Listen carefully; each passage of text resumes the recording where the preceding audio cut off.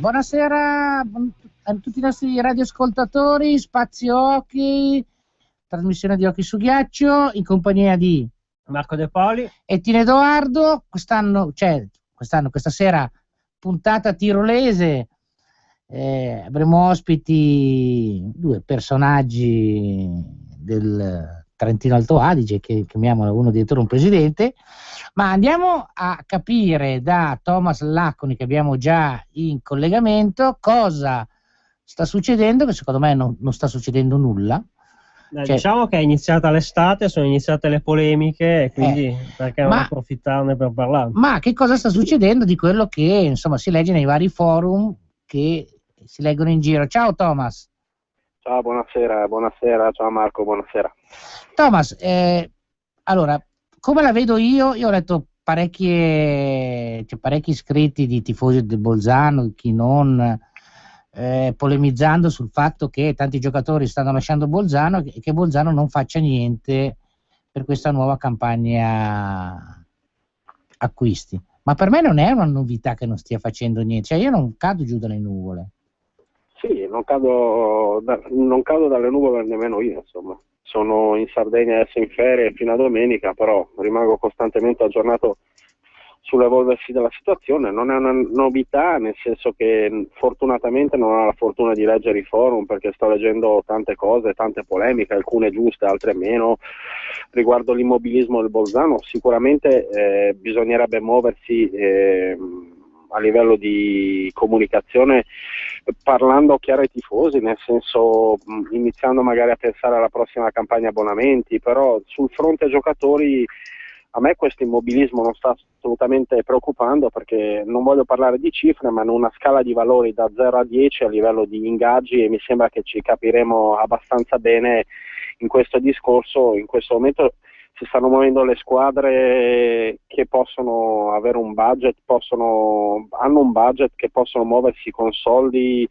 a livello economico possono avere più possibilità, insomma, di muoversi, di scegliere, di optare giocatori, di poter competere con altre squadre, per avere giocatori, ripeto, di un certo valore e con un certo budget. Da 0 a 10 in questo punto ci sono squadre che possono spendere 6, 7, 8 che a livello di ingaggi possono mettere sul piatto cifre interessanti. Bolzano in questo momento sul mercato non può assolutamente competere con queste squadre. Faccio l'esempio di Vienna, di Salisburgo, di Graz, proprio perché a livello di ingaggio di stranieri, sia a Bolzano la media degli ingaggi varia dai 25.000 ai 45, ai 40.000, ecco, da altre parti ci si muove con ingaggi superiori, parlo nell'ordine dei 60, dei 70, dei 55.000 euro, ecco, questi sono parametri con i quali Bolzano non può competere, e dunque in questo momento è chiaro che i giocatori che hanno fatto la storia del Bolzano, perché la vittoria della Evel è stata una tappa storica della storia del Bolzano, scusate il gioco di parole, possono avere pensato di andare da altre parti per percepire ingaggi superiori, insomma, e quindi da questo punto di vista non mi ha sorpreso che i giocatori migliori siano andati via, anche perché era impossibile per Bolzano competere con certe cifre. Da quello che ho appurato con l'amministratore delegato Knoll, problemi in questo momento ce ne possono essere per la reperibilità di sponsor che possano aggiungersi a quelli già presenti, perché ricordiamoci che ci sono degli sponsor che hanno contratti di più anni a Bolzano, e da questo punto di vista Knoll non è preoccupato di non avere fatto la squadra, nel senso gli italiani rimarranno tutti, ovviamente bisognerà pensare di ingaggiare gli stranieri, ma parlando appunto con Knoll mi è stato detto che la campagna acquisti, ovviamente come la tradizione, sarà perpetrata a metà luglio, tra il 10 e il 20 di luglio, e il Bolzano sarà costruito ovviamente con un pizzico di ritardo rispetto a quello che stanno facendo le altre società, ma proprio perché Bolzano non può competere a livello di budget con altre società, quindi bisognerà accontentarsi sempre per quella famosa scala di valori da 0 a 10 di giocatori nella fascia compresa tra i 30, i 40, i 45 mila euro. Ecco, questo è il discorso in poche parole. Ho letto tante cose sui forum, sinceramente alcune le approvo, altre meno. Ho letto alcuni articoli sui giornali, sai benissimo che da giornalista non si può mai criticare il lavoro di un collega, però ho letto delle cose eccessivamente negative che inevitabilmente vanno a scaldare in maniera negativa il fronte dei tifosi. Io dal mio punto di vista rimango sereno, insomma, perché comunque la squadra sarà fatta e la squadra il prossimo anno giocherà in neve. No, ma infatti non era tanto una polemica. Io forse, secondo me, il grido di dolore, se vuoi, che ho ricepito io dai tifosi è stato quello, insomma, campione di Ebel, campionato italiano che abbiamo, sappiamo come è stato vissuto in questi anni, c'è una cosa altro. Si va in un campionato nuovo, si vince, c'è il titolo, c'è a sorpresa quasi, e si vorrebbe che questa scala praticamente che sta compiendo, che sta scalando Bolzano, vada avanti, nel senso che la società sia un po' più attiva per quanto riguarda la propria politica. Sì, sono d'accordo anch'io. Secondo me, io parlo da appassionato di hockey, insomma, per cercare di scaldare un po' l'ambiente, magari finito un campionato trionfale come quello dell'anno scorso, bisognava già partire subito con la campagna abbonamenti, proponendo prezzi agevolati a quelli che erano già abbonati, proponendo un certo tipo di proposte a livello di budget per le famiglie. Insomma, secondo me bisognava muoversi da quel punto di vista per sfruttare al meglio l'onda, l'entusiasmo che si è rivissuto a Bolzano dopo questa stagione di Ebel.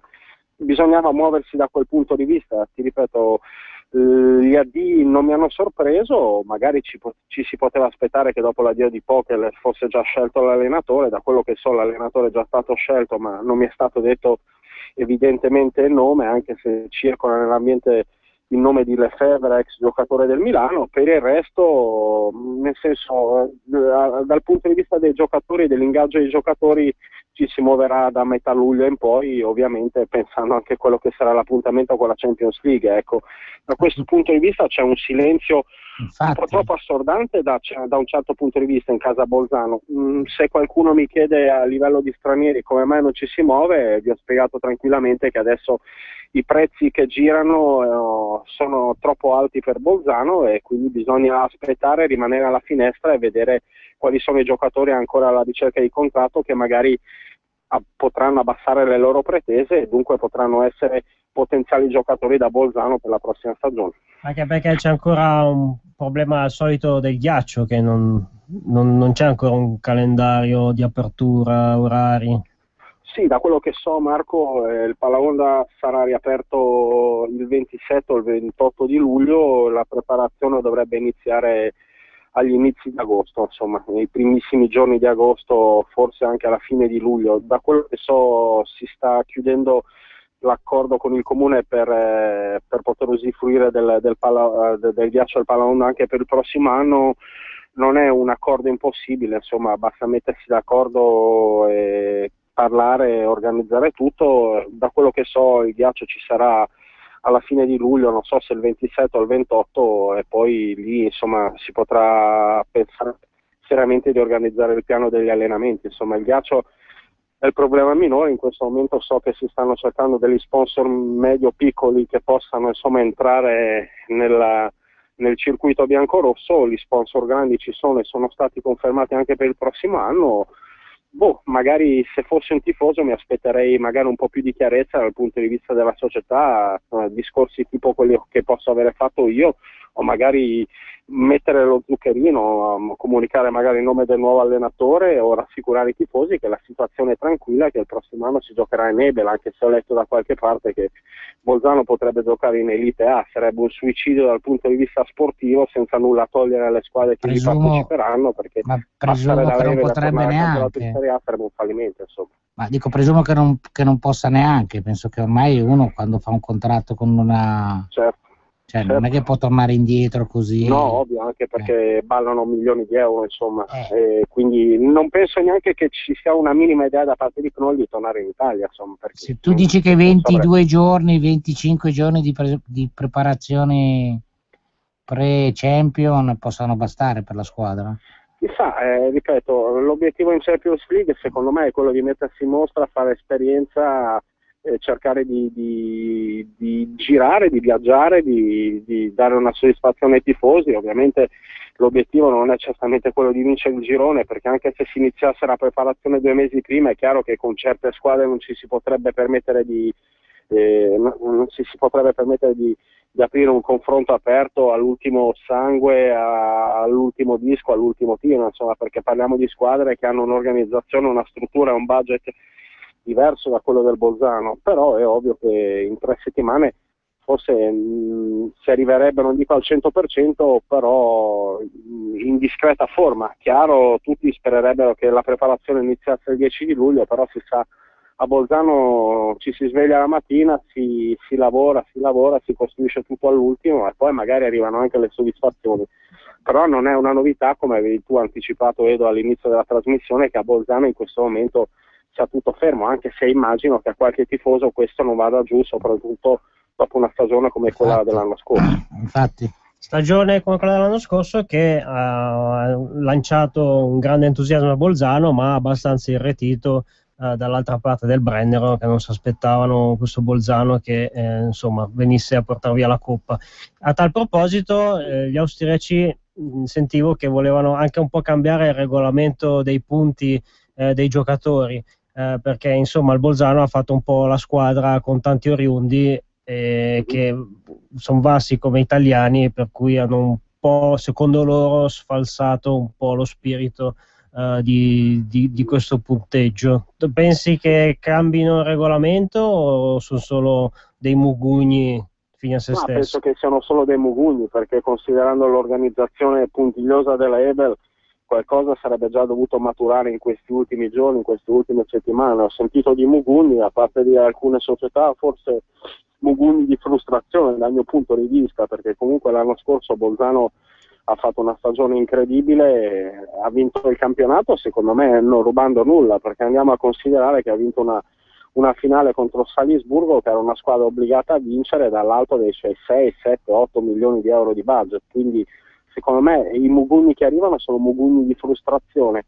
Da quello che so al momento non ci sono novità o possibili accorgimenti a quella che è la regolamentazione a livello punti in Ebel, quindi secondo me si andrà avanti su questa strada. Insomma, Bolzano ha giocato con tanti oriundi, ma anche altre squadre tipo Dornbino, Grazia avevano insomma rose infarcite di stranieri, di giocatori, insomma, quindi diciamo che mi sembrano mugugni di frustrazione, dai, mettiamola così.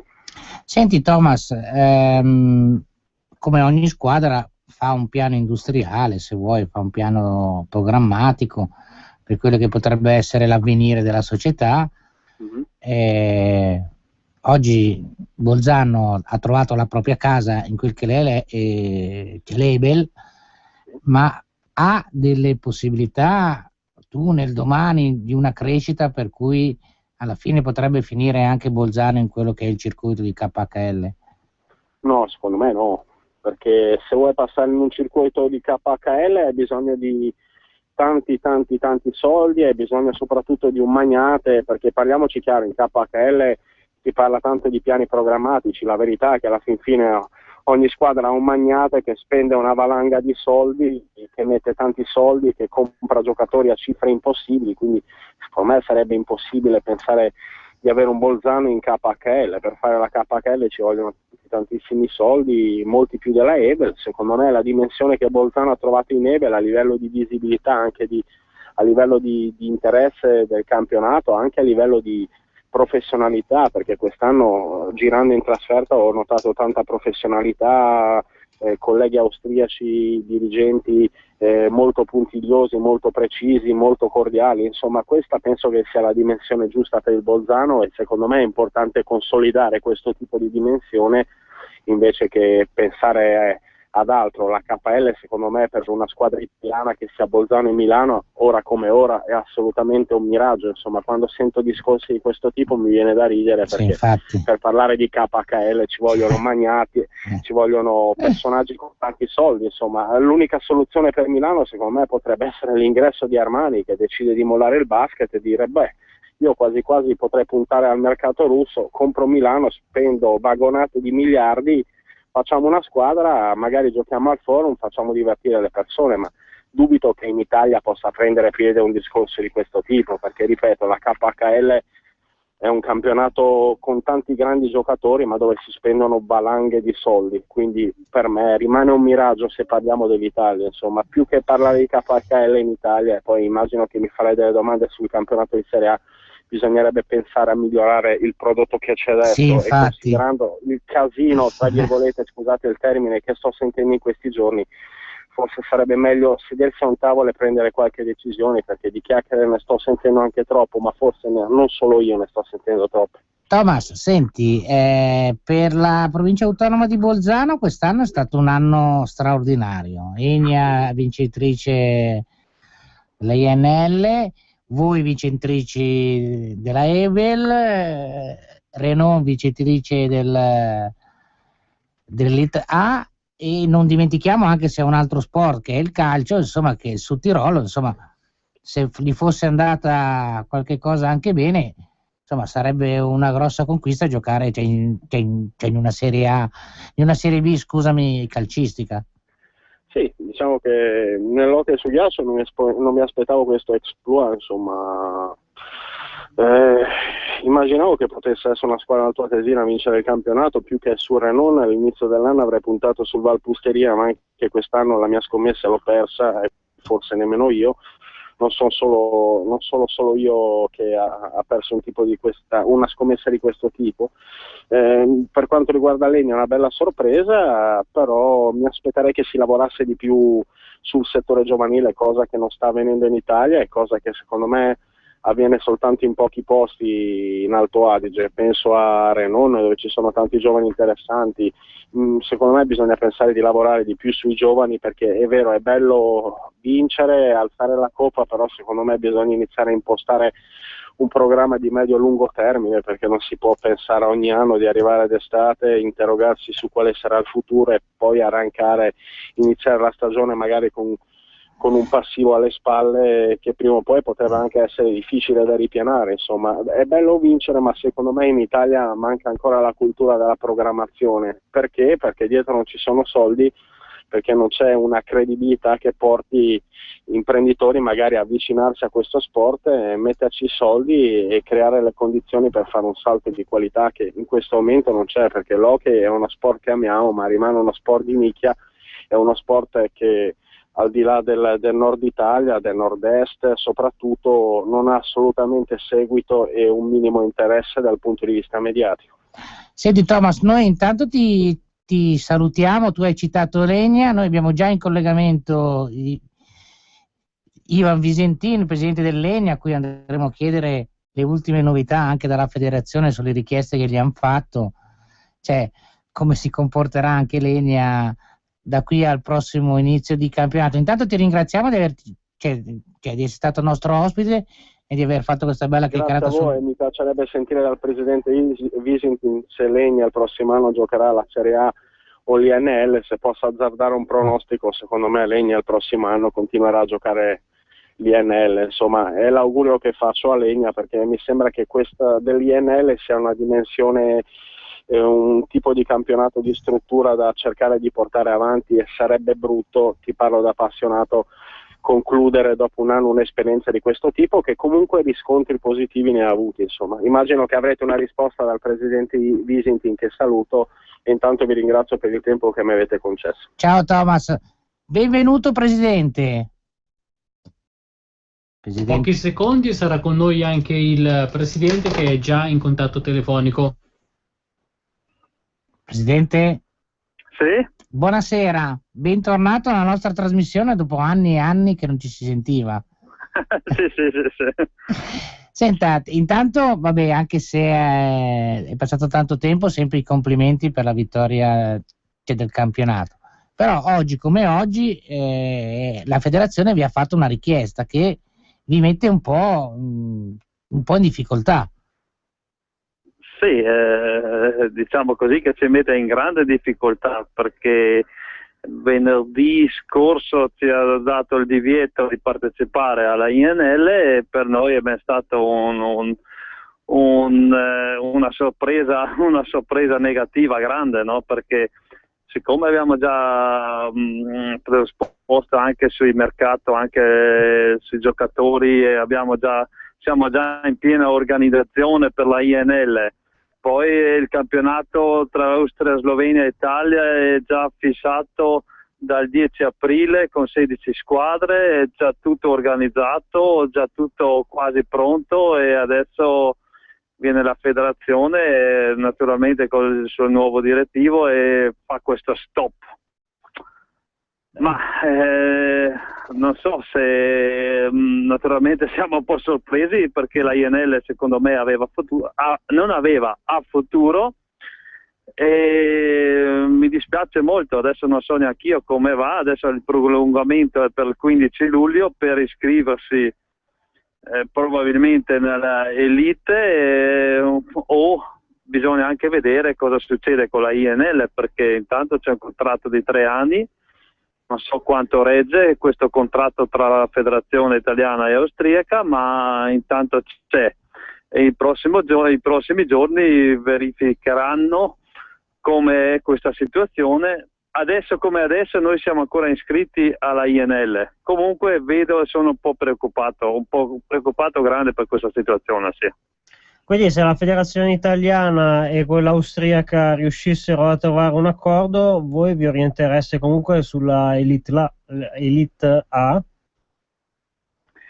Ma direi così, che la Elite A c'ha un livello un po' superiore della INL, non lo nascondiamo. Per cui anche un Hockey Slovenia, o non so, io adesso non vorrei parlare per le altre società, ma un Hockey Club Galdauro Piano, non so come riesce a fare una Elite che sicuramente costerà sui 100.000, 150.000 euro in più che la INL. Noi avremo grande difficoltà di partecipare, per cui anche se ci fischiano dietro e ci danno il divieto all'INL, non so chi si iscrive fino al 15 di luglio a questa Elite. Dir la verità, perché non è che non partecipiamo fuori, partecipiamo all'Elite A, non è che è così semplice. Probabilmente alcune squadre, non so io, probabilmente anche la nostra squadra parteciperà anche nella Serie B se non ci lasciano partecipare all'INL. Serie B che poi con l'Elite A c'è proprio un abisso, cioè c'è tantissima differenza. Sì, sportivamente un dietrofront, come si dice adesso. Sportivamente sicuramente sì, mi dispiace molto, perché il futuro era nella INL. Se la Elite ha problemi o le squadre hanno problemi di giocare con stranieri, 5-6 stranieri, o che i soldi o i budget non sono adatti per la Elite A, allora potevano iscriversi anche loro nella INL. Quello sarebbe il futuro dell'hockey europeo in questo momento, non italiano ma europeo, perché posso immaginare che un Renault Feldkirch o un Pusteria Celanse o Enia, questo sarebbe un bel campionato, già che andiamo dietro con 4 stranieri. Noi giochiamo in INL con 2 stranieri e 2 Under 22, sarebbe una soluzione abbastanza buona e secondo me anche molto positiva anche per il pubblico e attraente anche secondo me. Quello sarebbe stato sarebbe una via. Naturalmente la federazione dovrà disporre di un campionato di sé anche per i contributi, penso, non so io adesso dove sono i problemi qua, no? Io dico adesso di mia persona, come campionato sarebbe forse da gestire in futuro, perché oramai siamo un po' caduti nell'hockey qua. Ogni anno succede qualcosa di diverso e adesso noi abbiamo il campionato organizzato e adesso succede questo, non so come va a finire, come va avanti. Anche perché poi sono ancora lì a discutere su quanti stranieri avere in Serie A, quindi anche lì sarà un Sì, lì mi sembrano ben le cose chiare, no? Perché loro hanno dato il divieto, la federazione ha dato il divieto e hanno abbassato gli stranieri a 4, quello mi sembra ben chiaro e quello mi sembra anche buono e una soluzione giusta e almeno tante società ci possono pensare di partecipare o no. Comunque è sempre un costo molto più alto della INL. Bene, Presidente, noi la ringraziamo di essere intervenuto. E comunque, oltre ai complimenti per la vittoria in INL, anche i complimenti per le juniores, insomma, successo nell'Under 18, quarto posto nell'Under 16, quindi anche una società molto viva e molto attiva sul piano giovanile, sì, infatti. Presidente, noi la ringraziamo, glielo dico già adesso, ci vedremo il 20 di agosto a Enia per la Dolomiten Cup. 21 agosto. 21 agosto. Sì. Che verrò su a vedermi l'Ambrì. E invitiamo anche tutti gli ascoltatori. Perché è una bella manifestazione che si svolge da parecchi anni, insomma, bella anche proprio a livello di festa, tutto quanto intorno, è veramente un tuffo nel fresco di agosto, ci vuole ogni tanto un po' di fresco del ghiaccio col caldo che fa. Presidente, grazie ancora di essere intervenuto e la ricontatteremo quando si vedrà qualche spiraglio c'è l'orizzonte. No, io mi auguro che ci sono delle notizie positive. Io sono pienamente d'accordo che anche il nuovo direttivo nella federazione ha dei suoi problemi, ma comunque cerchiamo di risolvere, perché l'hockey deve andare avanti in Italia. Va bene, va bene, la ringraziamo, Presidente. Prego. Grazie ancora. Grazie a lei. Bene Marco, abbiamo sentito quello che è un po' il racconto di Thomas, abbiamo sentito anche il Presidente, che adesso vedremo gli sviluppi che è una bella gatta da pelare. È una bella gatta da pelare. 2 o 3 notizie che arrivano anche dal Ticino, a parte che gli svizzeri sono tutti là in attesa, perché stasera si gioca Svizzera-Honduras, ma è un altro sport. Che partitone. Non lo so. Non lo so. Venerdì l'Ambrì festeggia in quel di Lucerna con una notte bianca, lo chiamano bianco-blu. A Lugano si è ritirato Cornet, difensore, capitano, insomma, personaggio che abbiamo conosciuto anche noi in questa trasmissione. E non per ultimo, come notizia che è di questa settimana qui, il Basilea ha consegnato i libri in tribunale, dunque sì, un'altra crisi di squadra non solo nell'hockey italiano, Basilea KO, ma anche in KHL ci sono squadre che stanno, vabbè, a parte l'Ucraina, Donbass, per ovvi problemi. No. Ma c'è lo Sparta Mosca comunque e anche l'Ev Praga è a rischio. Che hanno dovuto chiudere baracche e burattini. Bene, noi diamo appuntamento ai nostri radioascoltatori a settimana prossima, sempre sulle frequenze di RPL, Radio Padania Libera, in compagnia di Marco De Paoli e Tino Edoardo. Buona serata. Avete ascoltato Spazio Hockey.